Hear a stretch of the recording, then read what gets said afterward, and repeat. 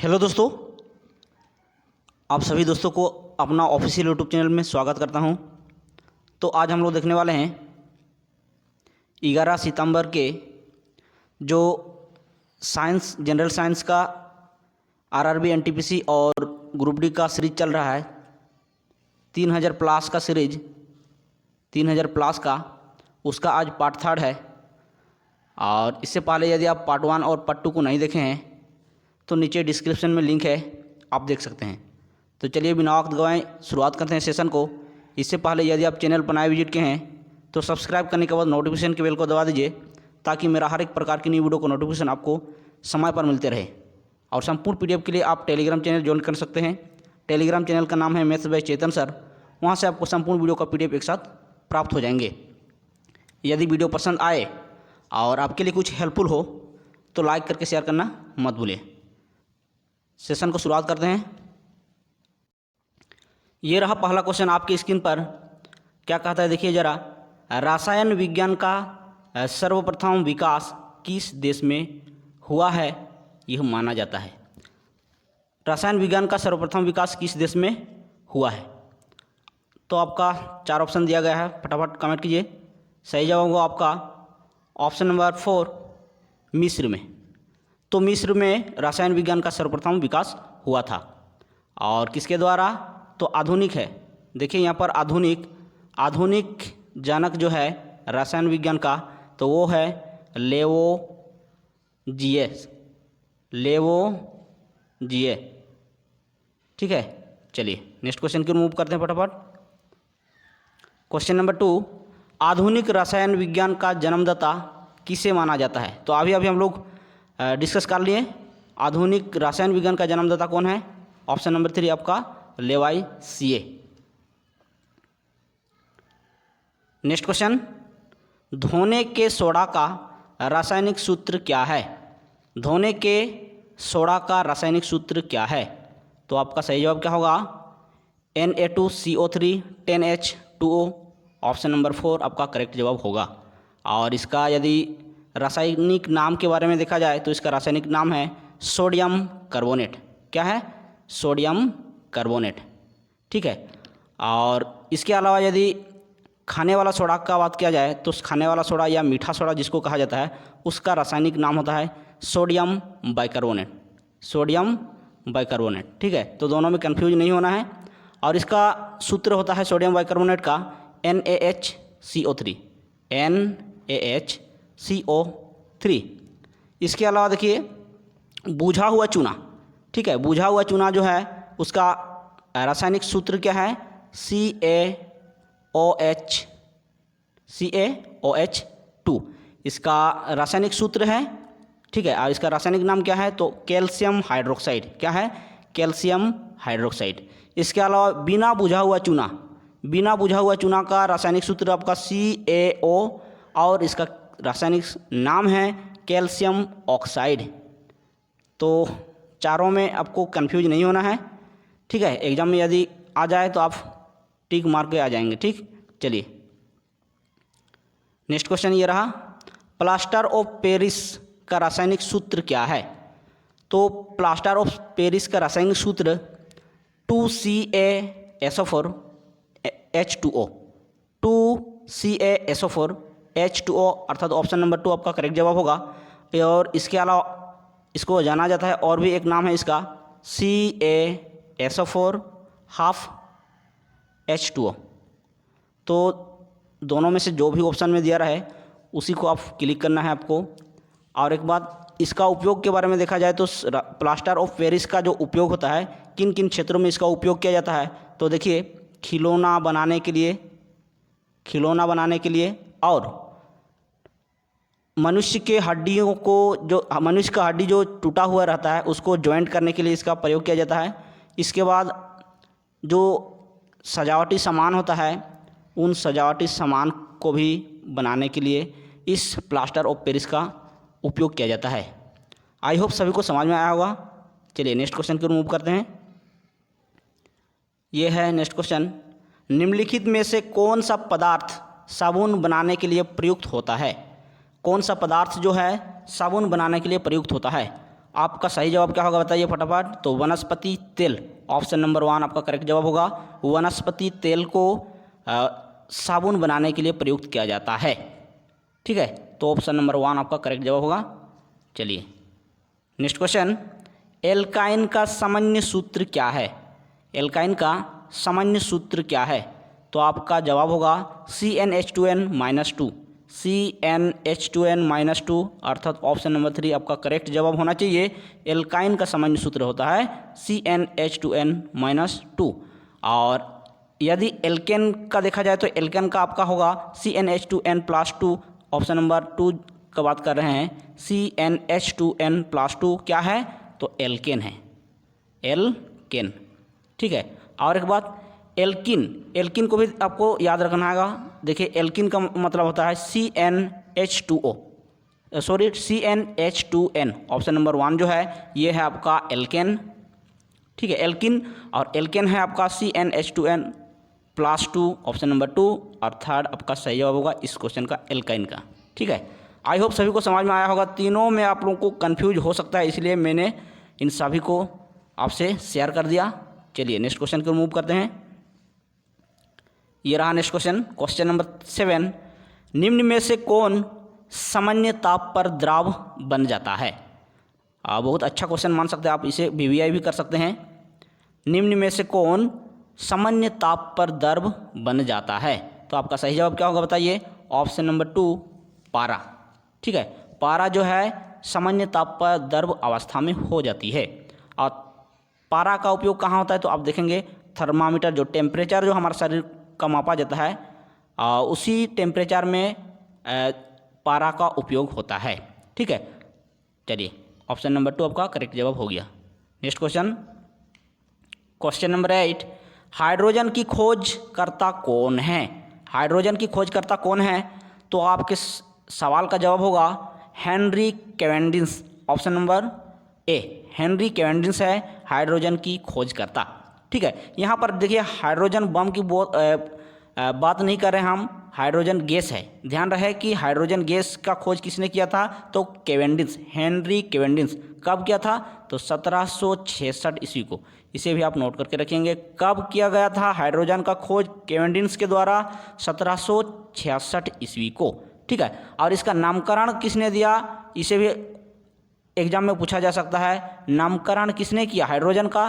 तो Antoine लेवोइसर, Antoine लेवोइसर। इसे भी आप नोट पॉइंट करके जा सकते हैं। ठीक है, उसके बाद यहाँ पर देखिए आपको कंफ्यूज हो सकता है हाइड्रोजन गैस और हाइड्रोजन बम में। तो हाइड्रोजन बम का भी हम लोग कुछ जानकारी ले लेते हैं। देखिए हाइड्रोजन बम का आविष्कारक माना जाता है एडवर्ड टेलर को। किसको? एडवर्ड टेलर को। और इसका 1952 ईस्वी में इसका सबसे पहले इसका आविष्कारक या खोज कर सकते हैं आप, खोज किया गया था। किसका? एडवर्ड टेलर के द्वारा हाइड्रोजन बम का। और इसे आप मान सकते हैं सबसे अधिक शक्तिशाली होती है। हाइड्रोजन बम क्या है? सबसे अधिक शक्तिशाली बम है हाइड्रोजन बम। ठीक है, चलिए नेक्स्ट क्वेश्चन, ये रहा नेक्स्ट क्वेश्चन, वह तत्व जिसका परमाणु क्रमांक तथा परमाणु भार दोनों एक समान होता है, उस तत्व का नाम आपको बताना है कि परमाणु क्रमांक और परमाणु भार दोनों ही आपस में समान होते हैं। तो आपका करेक्ट जवाब क्या होगा? Option number B, hydrogen. जी, हाइड्रोजन आपका करेक्ट जवाब होगा। वह तत्व है हाइड्रोजन जो परमाणु क्रमांक तथा परमाणु भार दोनों ही एक समान माना जाता है। ऑप्शन नंबर 2 आपका करेक्ट जवाब हो जाएगा। Next question, question number 10, question number 10, वाहनों से निकलने वाली प्रदूषित गैस, वाहनों से जो निकलती है प्रदूषित गैस, उसको और किस नाम से जाना जाता है? ये है क्वेश्चन का कहना। देखिए ऑप्शन 4 दिया गया है आपका। ऑप्शन 1 में आपका nitrogen oxide, sulphur oxide, carbon monoxide और नॉन। बताइए फटाफट। तो सही जवाब होगा आपका सही जवाब क्या होगा फटाफट बताइए? Carbon monoxide. Option number C आपका सही जवाब होगा। कार्बन मोनोऑक्साइड निकलती है, जो प्रदूषित गैस है, जो वाहन से निकालती है गैस, वो क्या है? प्रदूषित गैस है कार्बन मोनोऑक्साइड। चलिए नेक्स्ट क्वेश्चन की ओर मूव करते हैं।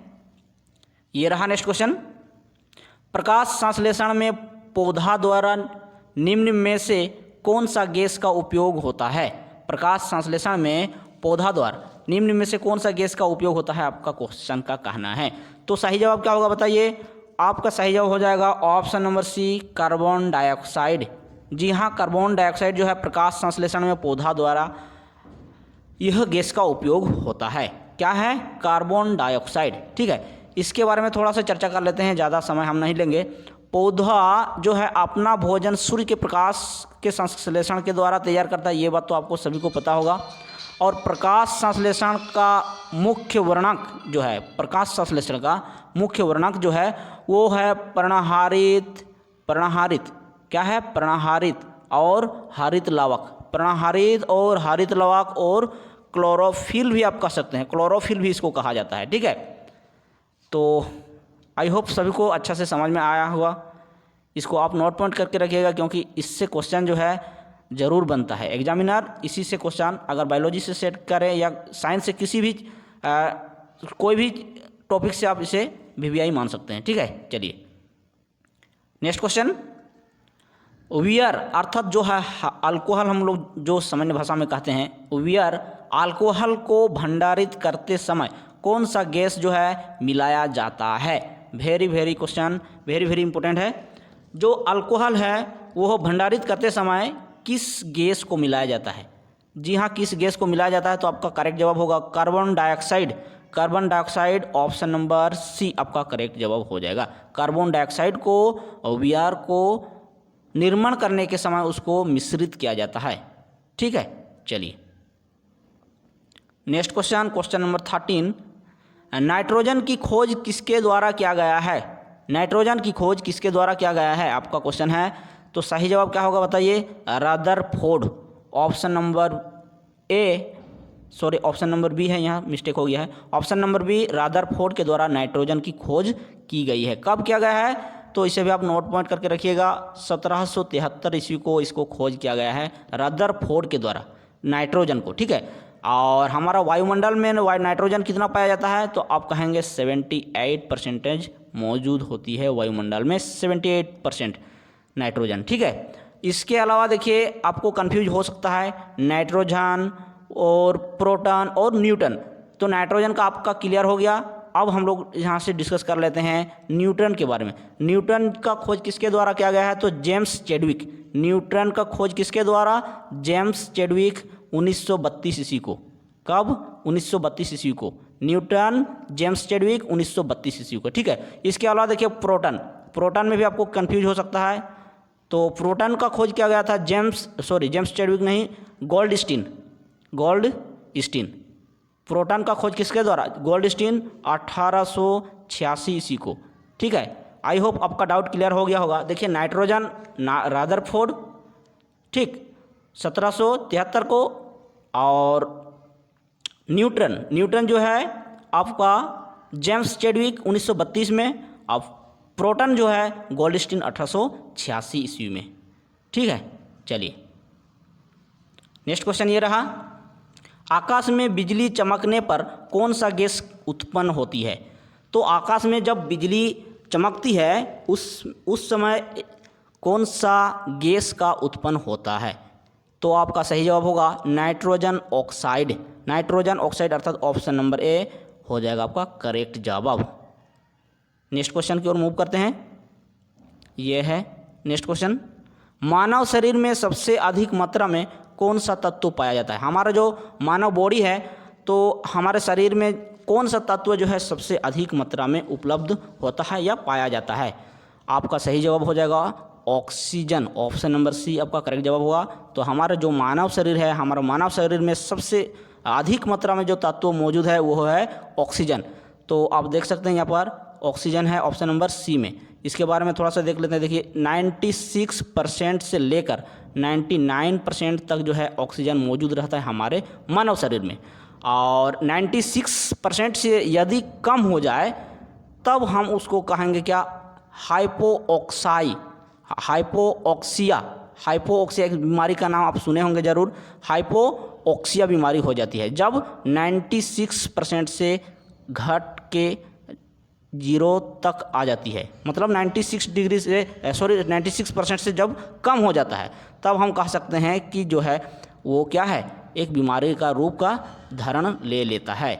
इस बीमारी का कारण क्या है, देखिए कि ऑक्सीजन का 96% से कम होना। ठीक, और चलिए नेक्स्ट क्वेश्चन की मूव करते हैं। ये रहा नेक्स्ट क्वेश्चन, मानव कान में कितनी हड्डी मौजूद होती है? मानव कान में कितनी हड्डी मौजूद होती है? तो आपका करेक्ट जवाब होगा, आप सभी को पता होगा, ऑप्शन नंबर 2 6 जो हड्डी होती है, बोन जो होता है कान में, हमारा ईआर में जो है बोन, वो टोटल कितना होता है, 6 होता है। ठीक है, दो तरफ में 2 कान होता है ना मनुष्य का, तो एक तरफ में 3 होता है और एक तरफ में 3 होता है। ठीक है, तो इसे आप नोट करके रखिएगा। देखिए अच्छा से इसको डिस्कस कर दिया जा रहा है। एक होता है मालेयोस होता है एक गो, उसके बाद एक स्टेपिस होता है और एक इनकस होता है। ठीक है, तो इसमें 3 होता है और इसमें 3, तो कुल मिला के आपका 6 हड्डी होती है। और चलिए नेक्स्ट क्वेश्चन को रिमूव किया जाए। ये रहा नेक्स्ट क्वेश्चन, इसको फटाफट जमा पहनाइए। क्या कहा जा रहा है क्वेश्चन, मनुष्य में सुनने की क्षमता कितनी होती है? मनुष्य में सुनने की क्षमता कितनी होती है? तो आपका सही जवाब हो जाएगा 20 हर्ज से 20,000 हर्ज। ऑप्शन नंबर 2 आपका करेक्ट जवाब हो जाएगा। 20 हर्ज से 20,000 हर्ज तक जो है सुनने की क्षमता होती है। चलिए नेक्स्ट क्वेश्चन, ये रहा, प्लाज्मा से फाइब्रिनोजेन को निकाला जाता है तो शेष प्लाज्मा को किस नाम से जाना जाता है? क्वेश्चन का कहना है प्लाज्मा से फाइब्रिनोजेन को निकाला जाता है, तब जो शेष बचता है प्लाज्मा, उस प्लाज्मा को किस नाम से जाना जाता है? तो आपका सही जवाब होगा ऑप्शन नंबर ए, सीरम के नाम से जाना जाता है। ठीक है, चलिए नेक्स्ट क्वेश्चन ये रहा, अल्जाइमर रोग मानव के किस भाग को प्रभावित करती है? अल्जाइमर रोग, तो आपका सही जवाब होगा मस्तिष्क। ऑप्शन नंबर बी आपका करेक्ट जवाब होगा। मस्तिष्क जो है अल्जाइमर रोग मानव को प्रभावित करती है। किस अंग को? मस्तिष्क को। ठीक है, और याददाश्त खो जाता है इससे। ठीक है, क्या खो जाता है? याददाश्त खो जाता है। चलिए नेक्स्ट क्वेश्चन, ये रहा, मानव शरीर में पीयूष ग्रंथि कहाँ पाई जाती है? तो मानव शरीर में पीयूष ग्रंथि कहाँ पाई जाते हैं? तो आप यहाँ देख सकते हैं पीयूष ग्रंथि का और भी एक नाम है, कंफ्यूज नहीं होना है आपको। पीयूष ग्रंथि को मस्टर ग्रंथि के नाम से भी जाना जाता है। क्या कहा जाता है? मस्टर ग्रंथि। ठीक है, तो ये जो है किस भाग में उपस्थित होता है मानव शरीर में? तो आपका सही जवाब होगा ऑप्शन नंबर सी, मस्तिष्क में। मस्तिष्क में मस्टर ग्रंथि अर्थात पीयूष ग्रंथि होती है। और आप मान सकते हैं मस्टर ग्रंथि या पीयूष ग्रंथि जो है सबसे छोटी ग्रंथि है, हमारे बॉडी का सबसे छोटी ग्रंथि है पीयूष ग्रंथि। नेक्स्ट क्वेश्चन, एक्सरे की खोज किसके द्वारा की गई थी? तो एक्सरे की खोज किया गया था, ऑप्शन नंबर सी आपका करेक्ट जवाब हो जाएगा, रोंटेजोन के द्वारा जो एक्सरे का खोज किया गया था। ठीक है, रोंटेजोन के द्वारा। और चलिए और एक बात यहाँ से आप और भी कनेक्ट कर सकते हैं, विद्युत चुंबकीय तरंग है, ये जो एक्सरे है ये क्या है? विद्युत चुंबकीय तरंग है। इसका उपयोग चिकित्सा और औद्योगिक क्षेत्र में किया जाता है। चिकित्सा और औद्योगिक क्षेत्र में किया जाता है। इसे भी आप नोट करके रखिए। चलिए नेक्स्ट क्वेश्चन, ये रहा, सूर्य के चारों ओर घूमने वाले पृथ्वी के लिए कौन सा बल जिम्मेदार है? Very very important question. सूर्य के चारों ओर घूमने वाले पृथ्वी के लिए कौन सा बल जो है जिम्मेदार होती है? तो आपका करेक्ट जवाब होगा ऑप्शन नंबर डी, गुरुत्वाकर्षण बल। ठीक है, गुरुत्वाकर्षण बल, ऑप्शन नंबर डी आपका करेक्ट जवाब हो जाएगा। चलिए नेक्स्ट क्वेश्चन, ये रहा नेक्स्ट क्वेश्चन, टेलीविजन का आविष्कार किसके द्वारा किया गया है?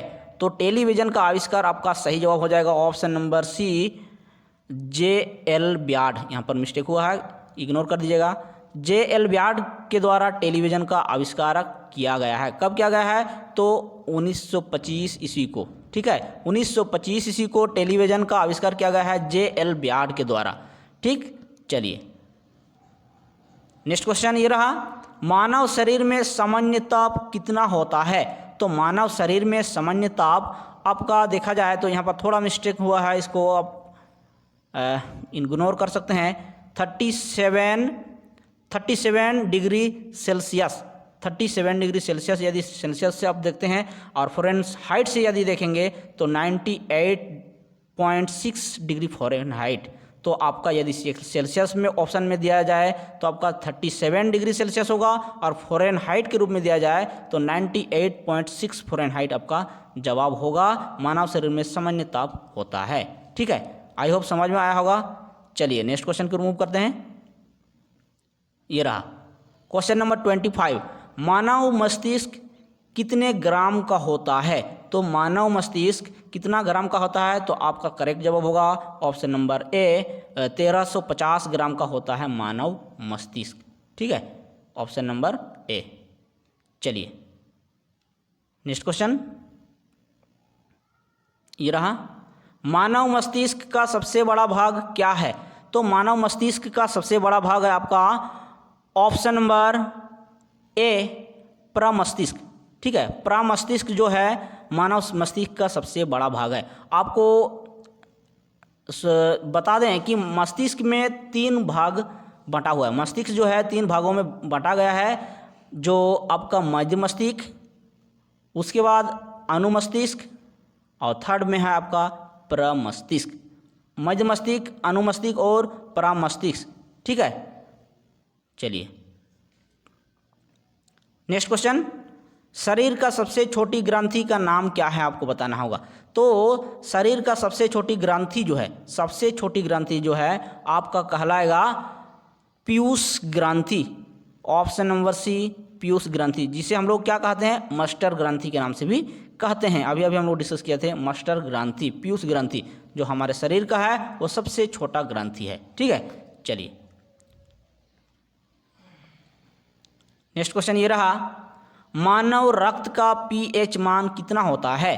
तो मानव रक्त का पीएच मान आपका होता है 7.4। ऑप्शन नंबर बी आपका करेक्ट जवाब होगा, 7.4 मानव रक्त का पीएच मान होता है। तो हम लोग यहाँ पर सबसे पहले पीएच मान के बारे में जान लेते हैं। देखिए इसका फुल फॉर्म बनता है पीएच का potential of hydrogen. Potential of hydrogen अर्थात जो हाइड्रोजन है उसमें अम्ल का कितना संद्रण है, यही है। ठीक है, पोटेंशियल ऑफ हाइड्रोजन। और देखिए यहाँ एक स्केल है आपका, ये आप मान सकते हैं पीएच स्केल है। ठीक है, और इस स्केल को किसके द्वारा आविष्कार किया गया था? तो आप कहेंगे सोरेनसन। किसके द्वारा? सोरेनसन। कब किया गया था? 1921 ईस्वी में किया गया था पीएच स्केल को। यहाँ देख लीजिए, यहाँ आपका पीएच स्केल है और यहाँ आप 7 लिख सकते हैं। ठीक है, यहाँ 7 से जब पीएच स्केल का मान बढ़ता है तो उसको आप कह सकते हैं क्षार के रूप में है, और जब 7 से कम होती है तब आप कह सकते हैं उसको क्या? अम्ल होती है। ठीक, चलिए आई होप सभी को समझ में आया होगा। नेक्स्ट क्वेश्चन की रिमूव करते हैं। ये रहा नेक्स्ट क्वेश्चन, सर्वदाता रक्त वर्ग कौन सा है? तो सर्वदाता रक्त वर्ग आपका सही जवाब क्या होगा? ऑप्शन नंबर बी, ओ। ओ जो है सर्वदाता रक्त वर्ग है। ठीक है, और इसके अलावा यदि सर्वग्राही के बारे में देखा जाए तो ए बी आपका सर्वग्राही, सर्वग्राही। ठीक है, और ओ क्या है? आपका सर्वदाता है। और यहाँ से एक क्वेश्चन आपका निकल के आ रहा है, कमेंट सेक्शन में आप कमेंट करके जरूर बताइए कि जो वर्ग है रक्त है, रक्त समूह का खोजकर्ता कौन है? रक्त समूह का खोजकर्ता कौन है? इसको आप कमेंट सेक्शन में कमेंट करके जरूर बताएंगे। ठीक है, चलिए नेक्स्ट क्वेश्चन ये रहा, और आज का लास्ट क्वेश्चन अंतिम प्रश्न के रूप में है, इंसुलिन की कमी से कौन सा रोग होता है? तो इंसुलिन की कमी से कौन सा रोग होता है? तो आपका सही जवाब हो जाएगा diabetes. Diabetes option number D आपका करेक्ट जवाब हो जाएगा। इसको हम लोग साधारण भाषा में या हिंदी भाषा में मधुमेह के रूप में जानते हैं। क्या? तो मधुमेह। ठीक है, मधुमेह के रूप में जाना जाता है, वही है डायबिटीज। और यह रोग कब उत्पन्न होता है? जब इंसुलिन की कमी हो जाए हमारे शरीर में, ठीक है। और शर्करा की मात्रा बढ़ने से यह होता है, जब हमारे शरीर में शर्करा, अर्थात आप कह सकते हैं शर्करा किस क्या कहा जाता है, शर्करा तो हाँ शर्करा ही कहा जाता है। तो शर्करा जब हमारा शरीर में इसका शर्करा का मात्रा बढ़ जाता है, तब हम कह सकते हैं डायबिटीज हो जाती है, अर्थात मधुमेह हो जाती है, ठीक है। और इंसुलिन की कमी हो जाती है। तो दोस्तों आज की वीडियो में कैसा लगा कमेंट करके ज़रूर हमको बताइएंगे। तो चलिए तब तक के लिए हम लोग अगले वीडियो में मिलते हैं। थैंक यू, जय हिंद, वंदे मातरम।